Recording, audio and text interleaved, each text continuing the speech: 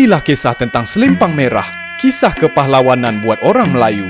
Kumpulan ini diketuai oleh seorang tokoh hebat, Haji Saleh bin Abdul Karim atau lebih dikenali sebagai Kiai Saleh Selempang Merah, berpangkalan di Batu Pahat dan Muar Johor. Beliau bersama 38 pengikut setia merupakan pendekar silat yang bukan calang-calang. Mereka bukan sekadar pahlawan tapi memiliki ilmu kebatinan yang diwarisi sejak turun-temurun. Sebelum rusuhan 13 Mei, mereka sudah pun terkenal kerana keberanian melawan Parti Komunis Malaya yang menyeksa dan membunuh penduduk kampung secara kejam selepas Perang Dunia Kedua. Walaupun komunis bersenjata moden, tentera Selempang Merah hanya berbekalkan parang, semangat jihad dan kepercayaan kepada kuasa Allah. Namun, mereka tetap digeruni kerana tersebar cerita bahawa parang mereka boleh terbang.